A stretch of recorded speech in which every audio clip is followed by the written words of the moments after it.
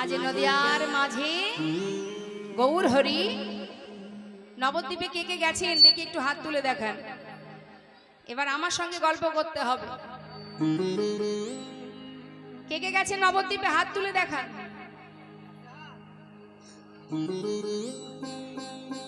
দু হাত তুলতে হবে, দু হাত তুলুন তুলুন। গিয়েছেন নবদ্বীপে, গিয়েছেন? গৌর হরিকে দেখেছেন তো মা? কেমন দেখতে? কালো?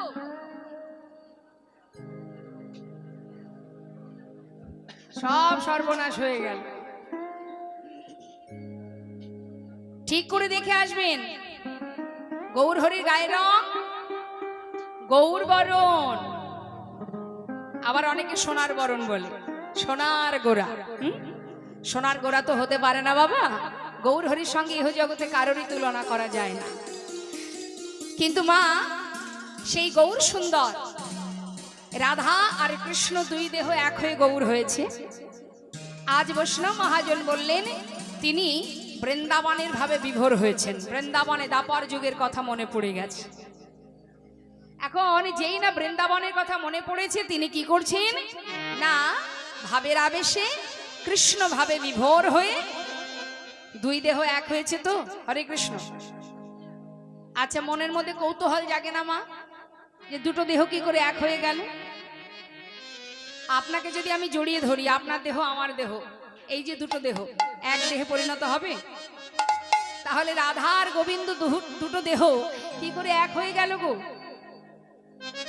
একজন হলেন প্রকৃতি আর একজন হলেন আদি পুরুষ।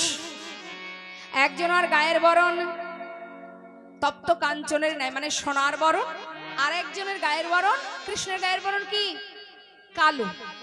তাহলে এই যে কালো আর সোনার বরণ দুটো দেহ এক যে হলো মা, হ্যাঁ কি করে হলো? শাস্ত্রে বলেন শ্রীমতী রাধারানী কিন্তু কোনো মায়ের গর্ভ থেকে বৃন্দাবনে আসেনি। এসছে কি রাধারানী মাকে? আমার মায়েরা ভালো জানে। শ্রীমতী রাধারানী মাকে, শ্রীমতী রাধারানী মা কৃত্তিদা না, রাধারানী মা হচ্ছেন পদ্ম ফুল। কৃত্তিদা মা পালন করেছেন, লালন পালন করে বড় করেছেন, কিন্তু মা হলো পদ্ম ফুল। ওই পদ্ম ফুল থেকেই রাধারানী এসছেন বৃন্দাবনে কৃত্তিদার ঘরে। কিন্তু তার প্রকৃত সৃষ্টি কোথা থেকে? না ভগবান কৃষ্ণের বাম অঙ্গ থেকে। শ্রীমতী রাধারানী আর আমার গোবিন্দ, তাদের আত্মা হলো একটা, দেহ দুটো। কেন না লীলা করবার জন্য। বৃন্দাবনে যত যত লীলা করেছেন তিনি, লীলা করতে গেলে বাবা একা একা করা যায় না। আপনি যদি কোনো খেলা করতে চান, সাধারণ একটা আমরা দৃষ্টান্ত দিই, কোনো খেলা যদি আমরা খেলতে যাই, আমরা একা একা খেলতে পারবো? সঙ্গীত তো দরকার হয় একজন। তা ঠিক তেমন আমার রাধারানীও, মানে গোবিন্দ লীলা করবেন বলে তিনি চিন্তা করলেন যে একা একা তো লীলা করা যাবে না। তাই তিনি কি করলেন? রাধারানীকে নিজের বাম অঙ্গ থেকে সৃষ্টি করলেন। তাই তো শাস্ত্রে বর্ণনা দিলেন, কি বললেন? রাধা কৃষ্ণ একই আত্মা, দুই দেহ ধরে অনন্য বিলাস রস আস্বাদন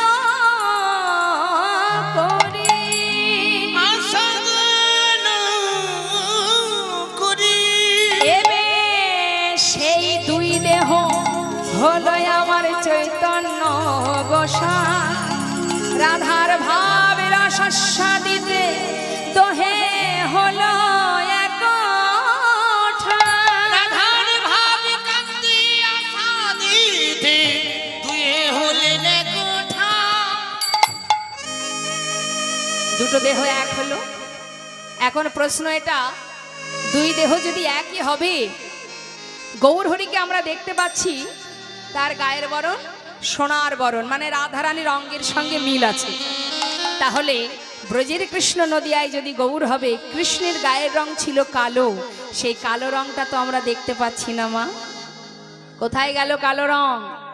মহাজন বললেন সেটা যদি দেখতে হয় আমাদের এই সাধারণ নয়নে হবে না, আমাদের এই নয়নটা হলো কামনা বাসনার নয়ন। জাগতিক জগতের কামনা বাসনা মায়ার আবরণে এমনভাবে আচ্ছাদন হয়ে আছে, আমরা এই নয়নে কখনো দেখতে পাবো না যে গৌরের ভিতরে কালো কৃষ্ণ বসে আছে। কোন নয়নে দেখা যাবে? যদি গুরুদেব কৃপা করে আপনাকে জ্ঞান চক্ষু প্রদান করতে পারে, আর সেই জ্ঞান চক্ষু দ্বারাই আপনি দেখতে পাবেন গৌরের মধ্যে কালো কৃষ্ণ। তাই তিনি কখনো রাধা ভাবে বিভোর হচ্ছেন, আবার কখনো কৃষ্ণ ভাবে বিভোর হচ্ছেন। আজ তিনি কৃষ্ণ ভাবে বিভোর হয়ে তিনি কি করলেন? নদিয়ার পথে দাঁড়িয়ে আমাদের মতো জগৎ জীবের দিকে দুটি বাহু প্রসার করে বললেন, হে জীব, আমাকে দান দাও, দান দাও, আহা, দান দেহ, দান দেহ বলে আমার গোরা ঘন ডাকে। ওই না দান দেহ, দান দেহ বলে আবার গোরা ঘন ডাকে। দান দেহ, দান দেহ বলে দেখো গোরা ঘন ডাকে। দান দেহ, দান দেহ বলে গোরা ঘন ডাকে। ওই দেখো নদিয়ার লোক সব, ওই দেখো নদিয়ার লোক সব, আজি নদিয়ার লোক সব, নদিয়ার লোক সব তারা পড়িল বিপাকে, পড়িল বিপাকে।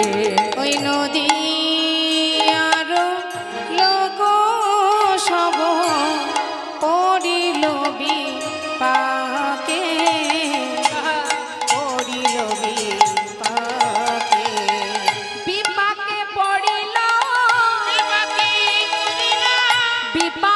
পড়িল নদিয়া নগরী তারা, বিপাকে পড়িল নদিয়া নগরীর সব, বিপাকে পড়িল বলে কিসের দানা চাহে গোরা, বিপাকে পড়িল কিসের দানা চাহে গোরা, বিপাকে পড়িল। আহা নদিয়ার লোক সব তারা পড়িল বিপাকে গো, পড়িল বিপাকে।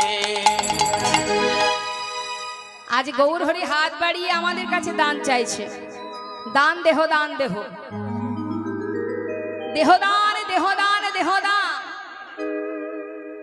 আচ্ছা মা, প্রভু যে হাত বাড়িয়ে দান চাইছে, কিসের দান চাইছেন তিনি? বসুন, আস্তে, কথা নয় বাবা। কিসের দান চাইছেন হাত বাড়িয়ে? এ জীব, হে কলির জীব, তোমরা আমাকে দান দাও। শাস্ত্রে আজ আমার গৌর হরি যেমন দান চাইছে, আমাদের ইহ জগতের কথাই বলি বাবা। এই পার্থিব জগতে যা কিছু নিয়ে আমরা বেঁচে আছি, তার জন্য সরকারকে খাজনা দিতে হচ্ছে তো, হচ্ছে না? বলুন তো, নিজের বলতে কি আছে?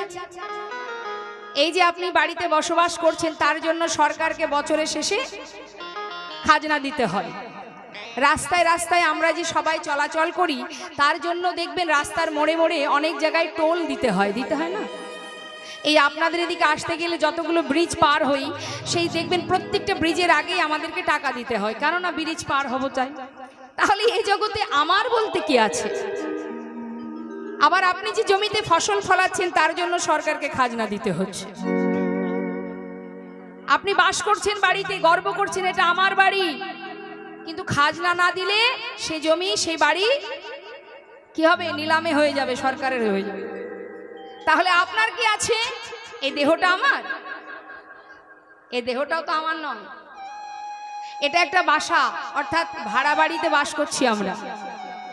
যখন আমাদের উপর থেকে ডাক হবে তখন এই ভাড়া বাড়ি থেকে আমাদেরকে ছেড়ে চলে যেতে হবে। তাহলে আমার বলতে কি আছে গো? হরে কৃষ্ণ।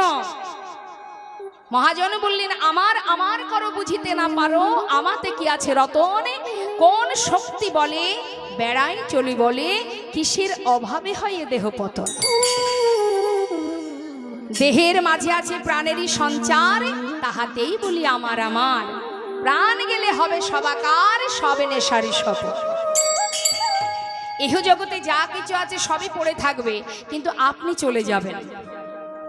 আজ আপনি মালিক আছেন, আপনি চলে গেলে এই সম্পদের মালিক আরো একজন হবে। সম্পদের জায়গায় সম্পদ থাকবে, শুধু মালিক পরিবর্তন হবে। তাহলে এটা কিন্তু আমাদের আমার নয়। এ জগতে যা আছে এগুলো আমার নয়, তাহলে আমার কি? আজ আমার করুণাময় কলিহত জীবের এমন দুর্দশা দেখে আমরা তো সব মায়ামোহে ডুবে আছি বাবা। তাই আমাদের দুর্দশা দেখে ভগবান কৃপা করে সেই মধু মাখা হরিনাম জীবের দ্বারে দ্বারে প্রচার করলেন, আর বললেন, হে জীব, না পারবে ভজন করতে, না পারবে গাইতে, না পারবে ধ্যান তপস্যা করতে, শুধুমাত্র দুটি বাহু তুলে একবার হরিনাম কর। কোনো কষ্ট করতে হবে না, পূজা দিতেও পারো নাও পারো। হরিদাস ঠাকুর দিনে 3 লক্ষ নাম জপ করতেন, মাসে 1 কোটির বেশি। তাই তো তিনি আমার গৌর হরির যত ভক্ত তার মধ্যে অন্যতম ছিলেন এই নামাচার্য শিল ঠাকুর হরিদাস। দিনে 3 লক্ষ হরিনাম করতেন। তিনি ধ্যান তপস্যা করতেন না, পূজা অর্চনা করতেন না। নামের মধ্যে সেবা, নামের মধ্যে পূজা, নামের মধ্যে সব। কলিযুগে হরিনাম ছাড়া গতি নাই, গতি নাই। তাই আজ মহাজন বললেন, হে জীব, যদি কোনো জীব গুরুচরণ আশ্রয় করে দুফোটা নয়ন বাড়ি বরিশন করে দেহ মনোপ্রাণ গৌরচরণে সঁপে দিতে পারে। গৌর হরি কি বললেন? ধন ঐশ্বর্য নয়, কিছুই চাই না, দেহদান, দেহদান, দেহদান। অর্থাৎ এই দেহটা দান করে দাও আমায়, আমার দেয়া দেহ আমি দিয়েছি তোমায়, তুমি আমায় দান করে দাও। আর কিছু চাই না, শুধুমাত্র নিজেকে সঁপে দিতে হবে। এমন একটা ভক্তের কথা একটুখানি বলি বাবা। নিজেকে সঁপে দিয়েছিলেন এমন ভক্ত কে? তিনি হলেন বলি মহারাজ। অনেক ভক্তই আছে, তার মধ্যে একজনের কথা একটু শোনাই। এই বলি মহারাজ তিনি একটা যজ্ঞ করেছিলেন, দানব্রত যজ্ঞ। মানে যজ্ঞে যে যা চাইবেন তিনি তাকে তাই দেবেন, যত সময় ভান্ডারে থাকবে। এখন মা যজ্ঞ সম্পূর্ণ হবার পর প্রত্যেকে এসে দান নিয়ে যাচ্ছেন। মহারাজ যে যা চাইছেন মহারাজ তাকে তাই দিচ্ছেন।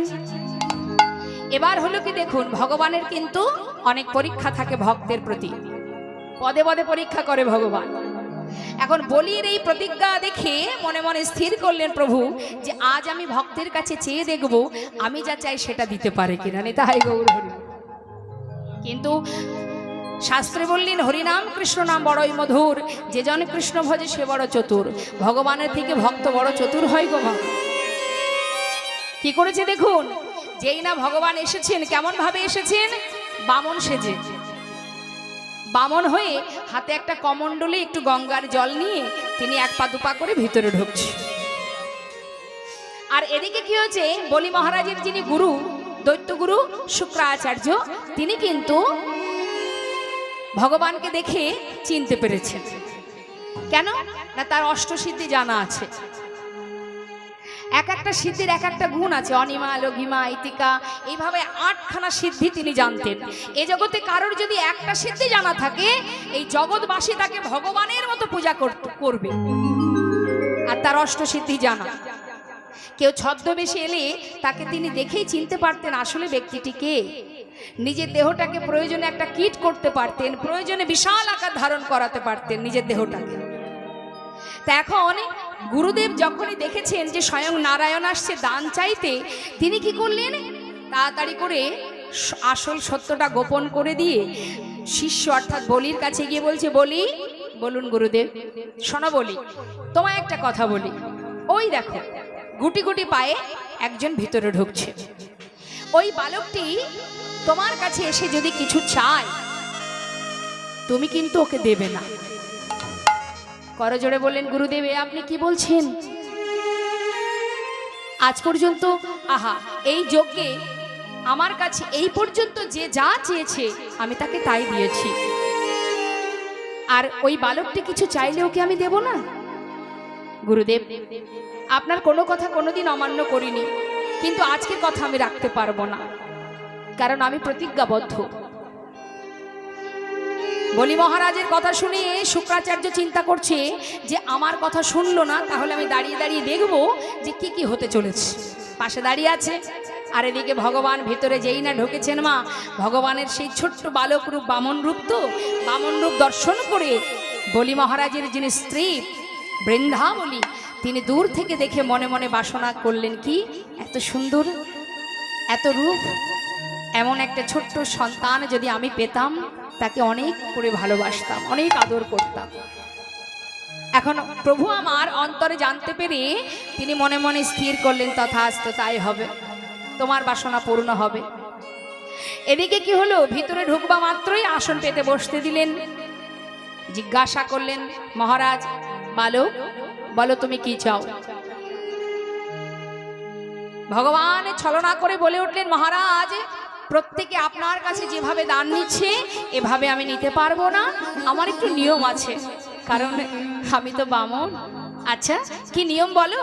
মহারাজ এই যে আমার হাতে কমণ্ডল, এর মধ্যে গঙ্গার জল আছে, এই জল হাতে করে নিয়ে আপনি যদি ৩০০ অঙ্গীকার করেন, আমি তারপর দান চাইব। বলি মহারাজ বললেন, বেশ, হাত বাড়িয়েছে জল নেবে বলে। আর এদিকে ভগবান কমণ্ডল হাতে করে নিয়ে এগিয়ে আসছে। ঠিক সেই সময় তারই গুরুদেব শুক্রাচার্য চিন্তা করলেন, এই জল হাতে করে নিয়ে যদি ৩০০ অঙ্গীকার করে, না জানি আজ প্রভু নারায়ণ আমার বলির কাছ থেকে সর্বস্ব কেড়ে না নেয়, না জানি পথে নামিয়ে দেয়। কিন্তু আমি গুরু হয়ে এমন কাজ হতে দেব না।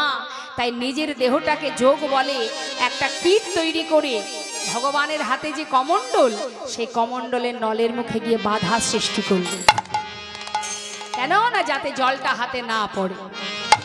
কিন্তু মাগো, মানুষের চোখের আড়ালে অনেক কিছু করা যায়, খুন করা যায়, হ্যাঁ, চুরি করা যায়, কিন্তু ভগবানের চোখের ফাঁকি কেউ দিতে পারবে? ভগবান মনে মনে চিন্তা করলেন, ওরে মূর্খ, তোর শিষ্য, সে আমাকে সেবা করতে চলেছে, আর তুই গুরু হয়ে তোর শিষ্যের সেবা কাজে বাধা দিলি। যে অপরাধ তুই করলি, যার কাজে তুই বাধা সৃষ্টি করলি, তার হাত দিয়েই তোর উপযুক্ত সাজা আমি দেব। কি করলেন? ছলনা করে বললেন, মহারাজ বেশ কিছুদিন হয়েছে আমার এই কমণ্ডলটা ব্যবহার করা পড়েনি। মহারাজ আপনি একটা কাজ করুন না, আপনার পাশে যে কুশ আছে, ওই কুশটা দিয়ে আমার নলের মুখটা একটু পরিষ্কার করে দেবেন।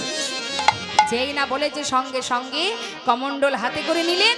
আর এদিকে মহারাজ, বলি মহারাজ কুশ হাতে করে নেওয়া মাত্রই ভগবান সুদর্শন চক্রকে স্মরণ করলেন, আর সেই সুদর্শন চক্র কুশের আগায় বিঁধে গেল। আর সেই কুশ দিয়ে যখনই আঘাত করল, সঙ্গে সঙ্গে গুরুদেবের একটা চোখ অন্ধ হয়ে। আর এদিকে মা ছটফট করতে করতে বাধা থেকে সরে গেলেন গুরুদেব। সঙ্গে সঙ্গে হাতে জল নিয়ে প্রতিজ্ঞাবদ্ধ হলেন, যা চাইবে আমি তোমাকে তাই দেব, যদি আমার কাছে থাকে। বলো এবার কি নেবে? ভগবান বললেন, মহারাজ আমার ত্রিপাদ ভূমি চাই। ত্রিপাদ ভূমি মানে কি মা? 3 বার পা ফেললে যতটুকু ভূমি হবে সেইটুকু। সঙ্গে সঙ্গে বলে উঠলেন, আরে ভালো, এইটুকু? আরো বেশি কিছু চাও? আমার অভাব নেই গো, আমি রাজা। বলো বলো আর কি নেবে বলো। না না মহারাজ, এই ত্রিপাদ ভূমি হলেই যথেষ্ট, এর থেকে বেশি আমি চাই না। ঠিক আছে, রাখো চরণ, নিয়ে নাও তোমার ত্রিপাদ ভূমি। সঙ্গে সঙ্গে ভগবান তার একটা চরণ রাখলেন মর্তে, আর একটা চরণ রাখলেন স্বর্গে। দুটো চরণ নেওয়া রাখবা মাত্রই সবই নেওয়া হয়ে গেল। যখনই হয়ে গেল সর্বস্ব নেওয়া, বলি মহারাজ সিংহাসনে বসে অপলক দৃষ্টিতে তাকিয়ে মনে মনে বলছে, কে এই বালক? এ তো সাধারণ বালক নয়, মাত্র দুটি চরণ রাখবা মাত্রই আমার বলতে যা ছিল সর্বস্ব নিল। কে এই মানুষটি? আসল স্বরূপটা আমাকে দেখাও, কে তুমি? এদিকে বৃন্দাবলী মানে বলি মহারাজের স্ত্রী, সে দূর থেকে দেখে মনে মনে ভাবছে, ওরে পাষণ্ড, এত কঠিন তোর মন, আমার স্বামীর সর্বস্ব কেড়ে নিলি। তোর মতো সন্তান কাছে পেলে আমার স্তন দুগ্ধে বিষ মিশিয়ে আমি তোকে পান করিয়ে মেরে ফেলতাম। ভগবান বললেন, বেশ তাই হবে। পরের জন্মে হয়েছিল পুতনা, কোলে করে আদরও করেছিলেন, আমার স্তন দুগ্ধে বিষ মিশিয়ে পান করিয়েছিলেন। আর এদিকে কি হলো মা? সিংহাসনে বসে মহারাজ বললেন, তুমি কে বালক? তোমার আসল রূপটি একবার দেখাও। ভগবান বলে উঠলেন, মহারাজ এখনো আর একটা চরণ রাখবার জায়গা দিন, মাত্র দুটো চরণ রেখেছি আমি, কোথায় রাখবো তৃতীয় চরণ? বলি মহারাজ বললেন, বেশ, দ্বিতীয় চরণ অর্থাৎ দুটো চরণ রাখার জায়গা যখন দিয়েছি, তৃতীয় চরণ রাখবার জায়গাও আমি দেব। তবে হ্যাঁ, এই জগতে সাধারণ মানুষের দুটো চরণ হয়, তুমি যদি তৃতীয় চরণটা বের করে আমাকে দেখাতে পারো, দেখাও দেখি, তৃতীয় চরণটা বাহির করো। সঙ্গে সঙ্গে ভগবান নাভি কমল থেকে একটা চরণ বাহির করলেন। আর যেই না বাহির করেছে গো মা, আর কি চিনতে ভুল হয়? সিংহাসন পরিত্যাগ করে ছুটতে ছুটতে প্রভুর কাছে এসে চরণটা জড়িয়ে ধরে বলে উঠলেন, দয়াময়, তুমি এসেছো আজ আমার কাছে দান চাইতে, আমি তোমায় চিনতে ভুল করিনি প্রভু। আজ আমার এই যজ্ঞ পূর্ণ হলো, ধন্য হলাম আমি, সার্থক হলো আমার এই দানব্রত যজ্ঞ, যে যজ্ঞে স্বয়ং ভগবান এসেছেন দান চাইতে। কিন্তু দয়াময়, এই জাগতিক জগতের যা কিছু ছিল সবকিছু তুমি নিয়েছো, কিন্তু প্রভু গো, এখনো একটি জায়গা আমার আছে, সেটা তো আমি তোমায় দিইনি। সেটা কি জানো? ও প্রভু, পার্থিব জগতের যা কিছু সর্বস্ব নিলে কি হবে? আমার এই দেহটা তো তোমার চরণে উৎসর্গ করিনি আমি দয়াময়।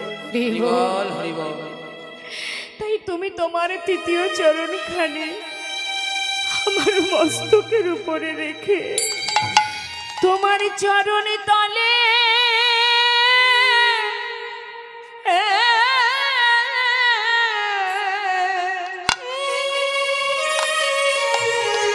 আমার স্থান দাও গো। তোমার চরণ তলে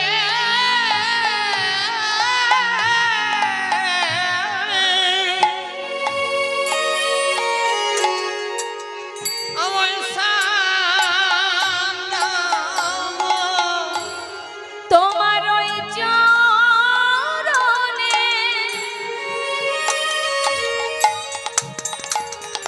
আমি শরণ নিলাম, যেন চরণে ছাড়া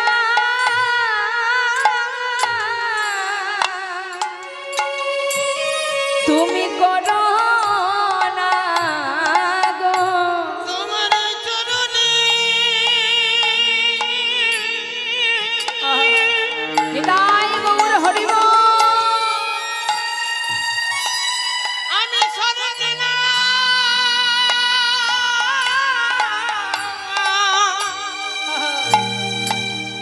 তোমার চরণ ছাড়া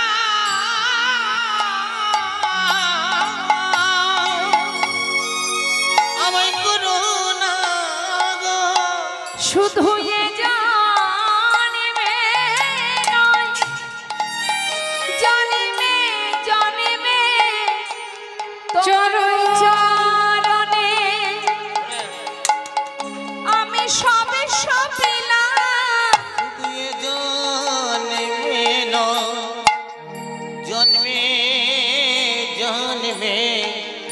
ওই চরণে সবে সপিলাম। শুধু এ জন্মে নয়, জন্মে জন্মে ওই চরণে শরণ নিলাম। তোমার চরণে ছাড়া করোনা গো, তোমার ওই চরণে শরণ নিলাম। চরণ ছাড়া করোনা গো, ওই তোমার কাছে আমার এই নিবেদন। তোমার চরণ ছাড়া করোনা গো, শরণ নিলাম। তোমার চরণে ছাড়া করোনা গো, ওই চরণে শরণ নিলাম। তোমার চরণ ছাড়া করোনা গো। শাস্ত্রে বললেন দান যদি করতে হয় নিজেকে দান করো। কথাটা বললেন কি বাবা? দান যদি কাউকে করতে হয় নিজেকে দান করো। তবে কোথায় সেটা? একমাত্র গোবিন্দ চরণে। সঁপে দিলে তার চরণে নিজেকে সঁপে দাও। সঠিক জায়গায় দান করতে হবে, যেখানে সেখানে দান করা যাবে না। হরি বল। তাই নিজেকে সঁপে দিয়ে বলি মহারাজ জগৎজীবকে শিক্ষা দিলেন, হে জীব, দান করলে গোবিন্দ চরণে দান করো, আর দান করলে নিজেকে দান করো, অন্য কিছু নয়। ধন ঐশ্বর্য ক্ষীর স্মরণী মাখন দিয়ে ভগবানকে পাওয়া যায় না, নিজেকে সঁপে দিতে হবে। তাই আজ ভগবান করুণাময় গৌর হরি তিনি দুটি বাহু প্রসার করে আমাদের কাছে দান চাইছে। এখন নদিয়া নাগরী যারা, মা নদিয়ার রমণী যারা, তারা পড়েছে বিপদে যে ঠাকুর কি দান চাইছে। ঠাকুর তুমি দান নেবে? কি দান চাইছো তুমি? সঙ্গে সঙ্গে নিজের অঙ্গ থেকে গহনা খুলে দিলেন। যেই গহনা খুলেছে প্রভু বললেন আমি এ দান নেই, চাই না। তাহলে কিছু তন্ডুল নেবে না, তাহলে কিছু করি না। আমরা কি করি মা? কেউ যদি কিছু চাইতে আসে, দান চাই, তাদেরকে কি দিই? হয় তন্ডুল, না হয় করি, তাই না, না কোনো বস্ত্র। তাই আজ আমার প্রভু বললেন শোনো, আমি তো এ দান চাই না। তখন নদিয়া নাগরী বললেন ঠাকুর সোনা দানা আমি দিলাম কত, কিছুই নিলে না। না সোনা দানা দিলাম কত, কিছুই নিলে না। না দানা দিলাম কত, কিছুই নিলে না। বলো কিসের ও ঠাকুর, তুমি কিসের ভিখারি তুমি? বলো বলো তুমি কিসের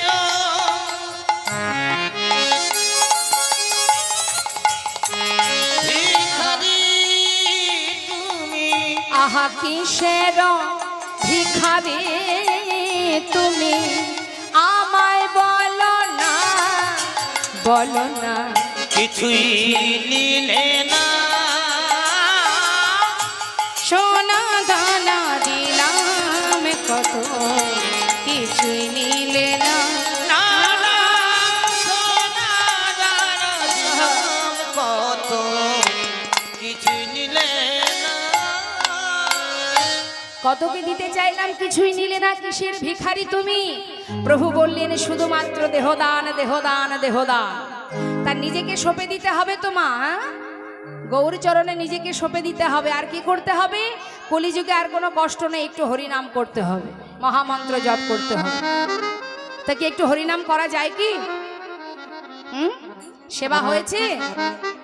এই বাড়িতে তো সেবার ব্যবস্থা হয়েছে, সেবা দেওয়া হয়েছে কি? এখনো সেবা হয়নি? তাহলে আমরা একসঙ্গে সেবা করব। হ্যাঁ, বেশ। আগে অমৃত আস্বাদন করব, তারপরে প্রসাদ পাবো, কেমন? বেশ, দেখে হাত তুলে।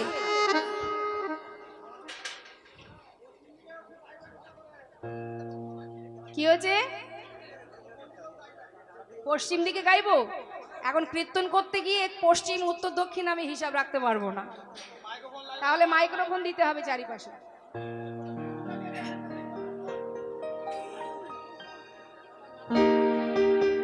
দেখি হাত তুলুন সবাই। আমি ঘুরছি তো, সবাইকে দেখতে পাচ্ছি, আমি সবাইকে দেখতে পাচ্ছি, এদিকে ঘুরছি তো, অসুবিধে নেই। আর বাবারা তো, আমরা তো তার মেয়ে, অতএব পিছন দিকে হোক সামনের দিকে হোক মেয়ে মেয়েই হয়, কি বাবা, তাই তো? অসুবিধা নেই। দেখি হাত তুলে একসঙ্গে হরিনাম করতে হবে কিন্তু। কি ব্যাপার, মাঝখানে মাঝখানে গ্যাপগুলো আছে, হাত তুলছেন না কেন? তুলুন তুলুন, হাতগুলো তুলুন দেখি। হ্যাঁ, ওমা চেয়ারে বসে আছেন বলে হাত তুলবেন না নাকি? তুলুন। এবার হাতে তালি দিয়ে সবাই মিলে একসঙ্গে গাইতে হবে। বেশ দূরে দেখতে পাচ্ছি আমার অনেক বাবারা বসে আছেন। বাবা একটু হাতটা তুলতে হবে। নিতাই গৌর হরিবল হরিবল। একটা কথা না বলে আর পারছি না, সেটা হলো আমি বিভিন্ন জায়গায় কীর্তনের জন্য যাই, কিন্তু মেদিনীপুরের দিকে আমার বেশি থাকা পড়ে। তার মানে এখান থেকে বোঝা যায় যে পশ্চিম মেদিনীপুর আর পূর্ব মেদিনীপুর আমাকে বেশি ভালোবাসে। তা চলুন যাই সবাই একসঙ্গে একটু প্রভুর চরণ স্মরণ করি, হাত তুলে। হরে কৃষ্ণ কৃষ্ণ কৃষ্ণ হরে হরে, হরে রাম রাম রাম হরে হরে, হরে কৃষ্ণ। আরেকটু জোরে মায়েরা মাঝখানে। বাবা খুব সুন্দর, এদিকে বাবারা।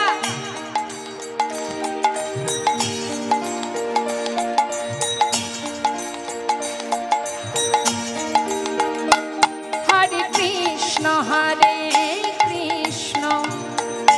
কৃষ্ণ কৃষ্ণ হরে হরে, হরে রাম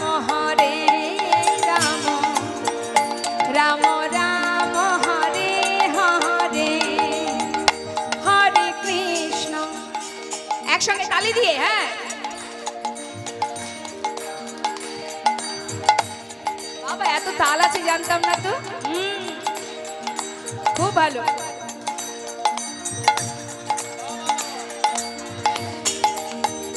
হরে কৃষ্ণ কৃষ্ণ কৃষ্ণ হরে হরে, হরে রাম রাম রাম হরে হরে, হরে কৃষ্ণ।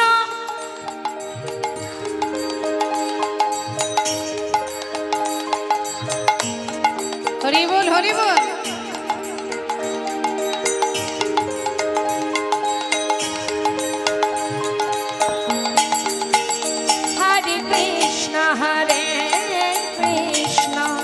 কৃষ্ণ কৃষ্ণ হরে হরে, হরে রাম রাম রাম হরে হরে, হরে কৃষ্ণ হরে কৃষ্ণ হরি বল হরি বল। হরে হরে, হরে রাম রাম রাম হরে হরে, হরে কৃষ্ণ কৃষ্ণ কৃষ্ণ হরে হরে, হরে রাম রাম রাম হরে হরে।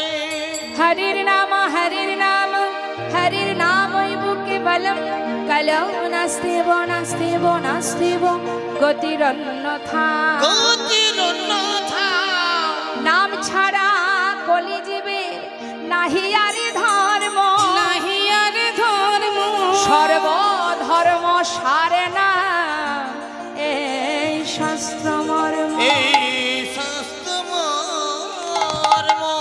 নাম ছাড়া গতি নাই গতি নাই। আজ লীলার পাশে দাঁড়িয়ে সকলে নদিয়া নাগরী বললেন, দেখো কিসের দান চাহি আমার গোরা দ্বিজমণি, বেত্র দিয়া গলিয়া রাখায় তরণী। প্রভু বললেন, জানো না সেদিনের কথা? মহাজন লীলার পাশে দাঁড়িয়ে কি বললেন? কৃষ্ণ অবতারে আমি সাধিয়াছি সে ভাব পড়াল মনে আজ বাশুভ সে সে ভাব পড়িল মনে বাসু ঘোষে আজ বাসু ঘোষের সুন্দর এই পদাবলীর মধ্যে দিয়ে আমরা গৌরচন্দ্রিকা সমাপ্ত করলাম। এবার আমরা চলে যাব বৃন্দাবন লীলায়, মধুময় শ্রীধাম বৃন্দাবনে। চলুন যাই রাধা গোবিন্দের সেই মধুর লীলা সাধন করব। তো বৃন্দাবনে যে যাব, বৃন্দাবনের রাজাকে মায়েরা জানেন? বৃন্দাবনের রাজাকে বলুন তো। না না, আমার মায়েরা ঠিক বলবে। মা বলুন তো। ঠিক, বৃন্দাবনের রাজা হলো শ্রীমতী রাধারানী, তাই না? আশ্রয় তত্ত্ব আমার রাধারানী। চলুন আমরা বৃন্দাবনে যাব, সবাই মিলে অনুধ্বনি হরিধ্বনি করি। একটু হাতে তালি দিতে হবে কিন্তু, হ্যাঁ। বৃন্দাবন ধাম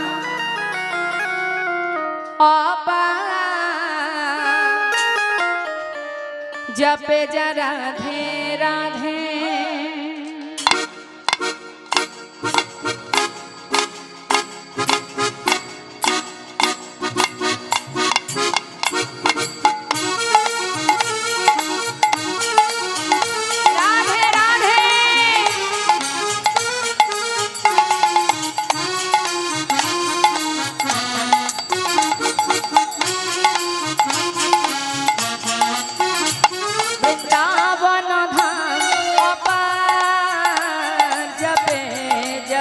রাধে রাধে। বৃন্দাবন ধাম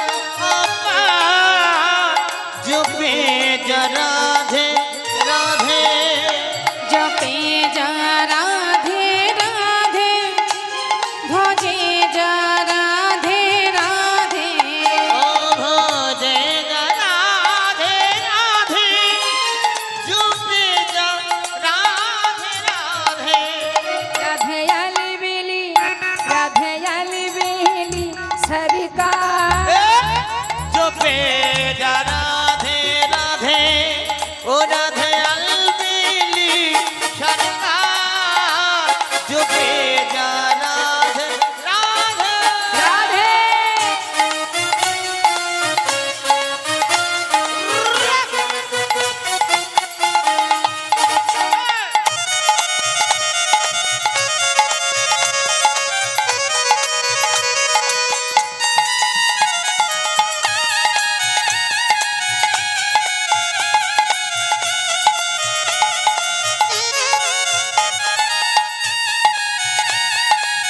राधा रानी की जो राधा राधा गावे वो प्रेम पदार्थ पावे, जो राधा राधा गावे जो प्रेम पदार्थ पावे, वो को है जाए, वो को है जाए बेड़ा पार। जपे जा राधे राधे, बस है जाए मेरा पार, जपे जा राधे राधे।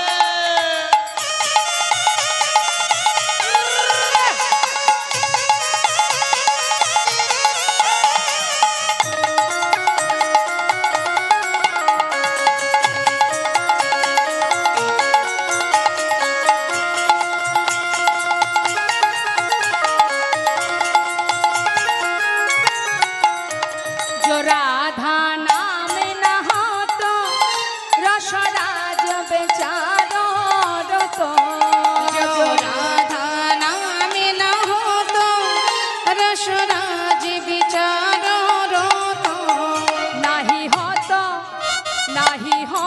कृष्ण अवतार, जपे जा राधे राधे, ओ नहीं हो तो कृष्ण अवतार, जपे जा राधे राधे।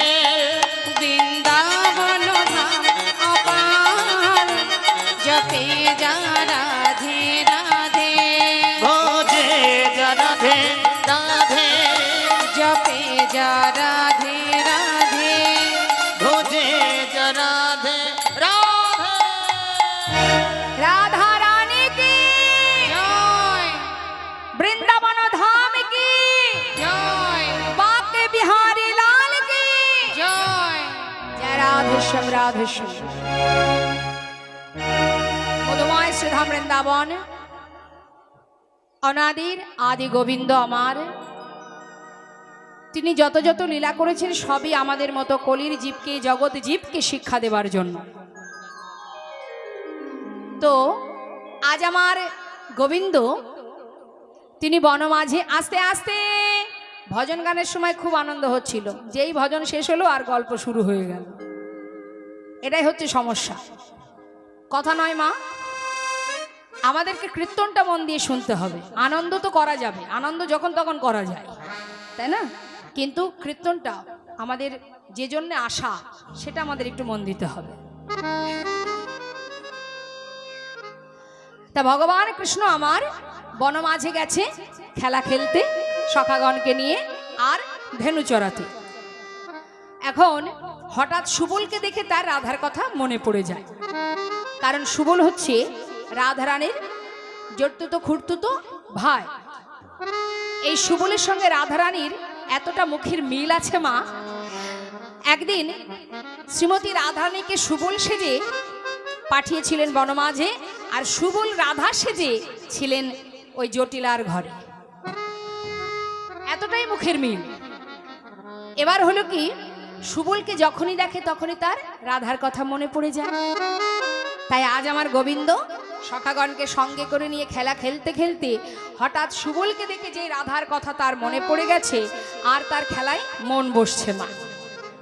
এখন যেই না দেখেছে বলরাম যে কানার বদনটা মলিন হয়ে গেছে, বলরাম পঞ্চভাবে ভাইকে সেবা দেয়, তো তাই মুখখানা দেখে বুঝতে পেরেছে নিশ্চয়ই আমার ভাইয়ের নতুন কোনো লীলা করবার বাসনা জেগেছে, রাধারানীকে দেখবার বাসনা জেগেছে।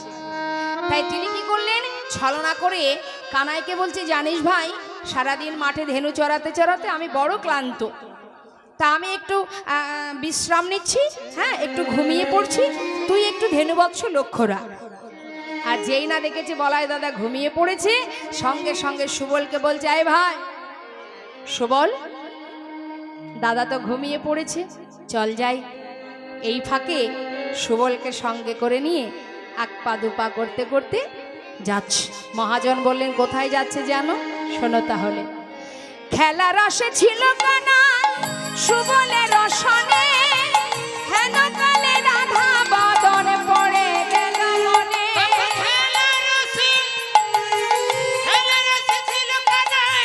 সুবলের রসনে, হেন কালে রাধা বদন পড়ে গেল মনে, হেন কালে রাধা বদন পড়ে গেল মনে। আপনার ধেনু বৎস সঙ্গী গণে দিয়া, আপনার ধেনু বৎস সঙ্গী গণের দিয়া।